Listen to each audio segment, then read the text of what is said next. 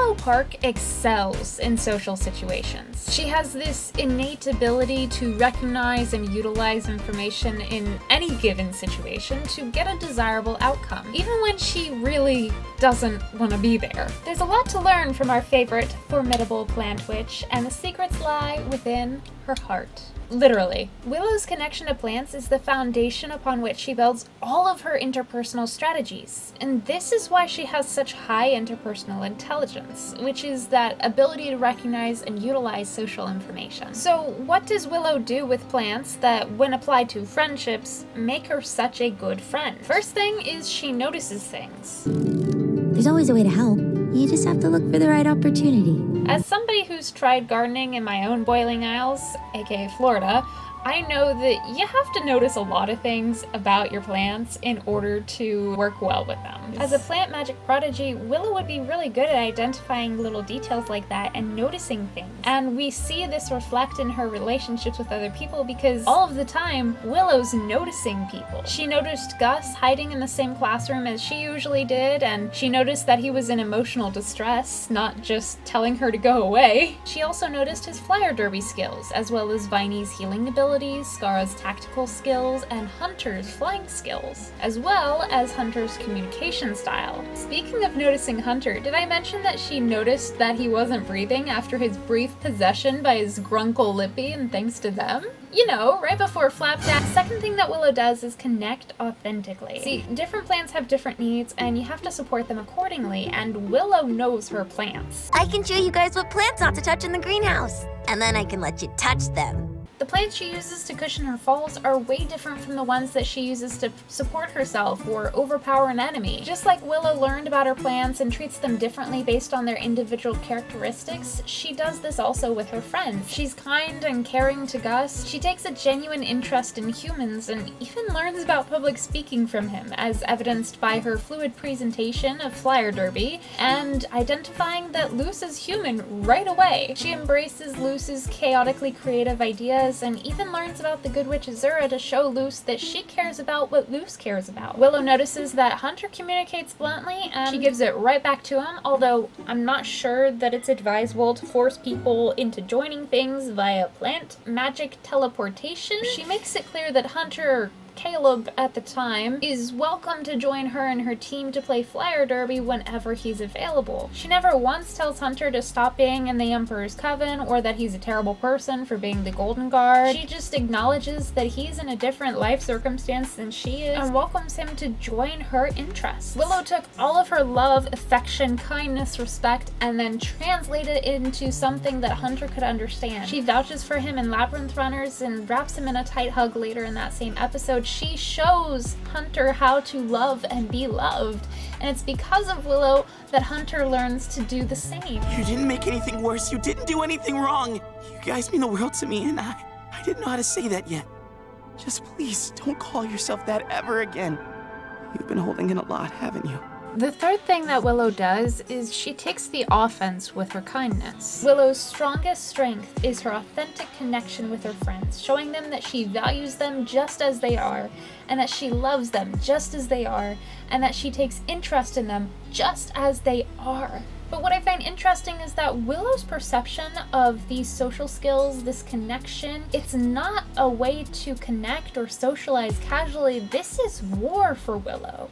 I want to be strong and wise to protect everyone I love. And if anyone gets in my way, they'll feel the sting of defeat. Willow is aggressively kind and supportive of her friends because she knows what it's like to feel alone, betrayed, misunderstood, abandoned. Willow wages war because she recognizes that those things can be fatal. And she can't magically repair the hearts and minds of her friends like she can her plants. She can and does cultivate an environment of love and kindness and support wherever she goes, and that makes a difference. I think Willow recognizes that her battle isn't against the bullies themselves, and that's why she's so respectful to Basha and Amity, even though they've given her so many examples and opportunities for her to just be like, nope, I am reciprocating everything, you suck, I hate you, take that, let me strangle you with my vines. Instead, she seeks conflict resolution through connection, and this is skill number 4. She tries to talk things out with Basha. She sits right next to Gus when he begs the illusions that she can't can't see to go away. And when Amity doesn't recognize Willow as an equal, Willow is just patiently enduring the hurtful comments because she recognizes that it takes time to get to know somebody for who they actually are. Willow is just as patient and understanding with her friends as she is with her plants, and when given the chance to choose between holding a grudge or choosing forgiveness,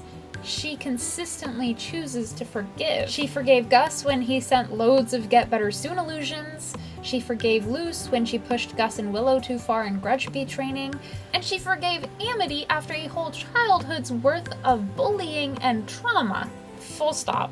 Forgiveness isn't saying that everything that happened was totally fine and okay, or refusing to hold somebody accountable for their actions. It doesn't mean ignoring your own pain in favor of coddling whoever did the hurting, and it definitely does not mean that you're going to just ignore what happened and let them continue to trample over you. It means that you're not going to let their hurtful behavior influence your own behavior, your own mindset, your own vibes. Willow forgives Amity, but she doesn't let everything slide, and they definitely don't forget about everything that happened in the past. Amity apologizes to Willow. She owns up to every terrible thing that she did, and she is genuinely sorry for it. And then she makes good on that apology and promises to do better, not only not hurting other people herself, but protecting other people from Basha. And I think it's Amity's promise not just to never bully anyone again, but to protect other people from Basha and her gang from picking on other people that really tugs at Willow's heart, because protectiveness is one of Willow's hugest values. Amity is going as far as to protect other people from Basha, and it's from that moment of mutual respect between Willow and Amity where they're definitely not friends yet, but they're on neutral ground. They finally can respect each other. Leading us to skill number 5, respecting people regardless of how they treat you, or whether they deserve your respect. You might want to give her some space. Being Grom Queen is a tough job,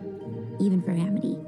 I was impressed with her just realizing, like, oh, you know what? This is probably tough for Amity. Let me not rub it in her face the way that I could. But Willow takes it one step further and empathizes with Amity, recognizing not only is being Grom Queen tough, but Amity's probably gonna want some time to process that alone. And then she takes it another step further and protects Amity from Luz's ignorance. That's respect. That's creating the world you want to see, one friendship at a time. The 6th thing that Willow does both in gardening and socializing is compromise. Okay, buff boy it is. Gardening in the Boiling Isles, and in Florida, means that you have to let go of the illusion of control. As Luz discovered in reaching out, there aren't too many naturally growing flowers in the Boiling Isles. So if Willow wants a flower for her floral shop, she's probably gonna have to create it herself, which takes a lot of time, energy, and effort, since it seems to be a pretty advanced skill since she's only able to do it in late season 1. It's much easier for Willow to manipulate pre-existing plants, which is why she needed that seed from Luz in I Was a Teenaged Abomination,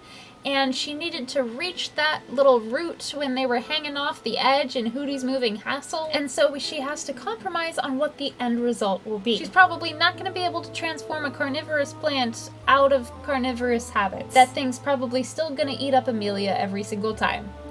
Sorry, name twin. Willow takes this skill she developed while learning plant magic and applies it to her friendships, where she's able to come to a space where they can both agree on something. It's only when somebody gets hurt doing it the compromise way that Willow asserts that they're gonna do it her way. And this leads us to skill number 7. Willow knows when and how to set good boundaries. Now for plants, boundaries might look a little bit like weeding out invasive plants or pruning back bits that aren't conducive for growth. But in relationships, Willow's boundaries look a little different every time. Sometimes boundaries aren't just yanking out the stuff that you don't want. Sometimes it's saying, okay, yeah, we can do this as long as you do this for me. This kind of boundary helps Willow protect her own energy and ensure that it's a give and take relationship that's equal instead of Willow just giving her all to everyone all of the time. She's not saying no, she's just placing qualifiers on the terms of agreement so that she gets value out of the experience too. Sometimes Willow does say no though, and when she does, it's for a variety of reasons. Sometimes it's for the safety of herself or somebody else. Not now, Luz. We're tired. Not everything can be solved with a good attitude and a dope music soundtrack. The game is off. And sometimes it's just because she doesn't feel like it. Thanks, but I'm interested in something with a little more drama, flair, and face paint. I want to make a video about boundaries, so if you have any questions about them, leave me a comment down below and I'll see if I can find the answer in the Owl House or in my own experiences. But for right now, I do want to clarify. If you have clearly communicated a boundary and somebody has crossed that boundary, it is not your fault. If you discover a boundary because somebody crossed it but neither of you knew about it beforehand, it's still not your fault. You deserve to have your boundaries respected. You deserve to be asked for your consent about things. And it's okay to have boundaries that change. Maybe one day you're feeling like it and another day you're not. That's valid. The 8th and final gardening and interpersonal communication skill is this: serving without keeping track. Can you imagine if I was gardening and I realized that one of my plants was looking a little dry, maybe it's in the sunshine more than the others, and it just needed a little bit of a hydration check, but I had already watered the plants that Sunday. And so instead of honoring that plant's needs, I just went, no, I already did the watering. You're on your own. That wouldn't be fair to the plant. It deserves to be taken care of in that moment, just like any other time. Now, if we were in a drought and we didn't have enough water, then that would be a totally different story. I might not have the capacity to take care of the plant in the way that it needs. But it wouldn't make sense for me to have some arbitrary expectation for how things should go. No, Willow's helping Luz and Gus with their locker problem. She and Gus help Luz borrow the healing hat from the Emperor's castle, and she is frequently the friend upon which everyone else depends. Now, it's unfortunately not often that her friends reciprocate her level of care, and a part of that is on Willow to be vulnerable and share that she does need that support. But I'm of the opinion that friendship is a mutual give and take that won't always be perfectly balanced. Sometimes your friends are going to have crappy times and they're not going to be able to help you like they have in the past. Sometimes you're going to be having a crappy time and you're not going to be able to support your friends the way that you wish you could. Sometimes both of you are going to be having the worst times of your life and you're going to have to choose to still be there for each other, even if it's not the way that it used to be, but still respecting each other and treating each other with kind, compassionate respect. But if you become somebody's only outlet, or if you only have one safe person, that's unbalanced. Let's go back to the garden metaphor. If you only plant one plant in your garden, you either have 100% success or 100% failure. If you have one friend, you will either have 100% of your support system or you'll have 0% of your support system. But if you plant a variety of plants in your garden, some of which can help care for each other, that success and failure rate gets cushioned. If one plant wilts or one friend suddenly can't support you the way that they used to, you still have all of those other plants and relationships that are thriving to rely on. If you want a guide to cultivating your own garden full of healthy relationships and friendships, Willow is your witch. But if you're believing the lie that you don't have a community to rely on, then maybe this video will help persuade you otherwise. And if you're still here, check out this cute little hair thing. I love it. Those are earrings.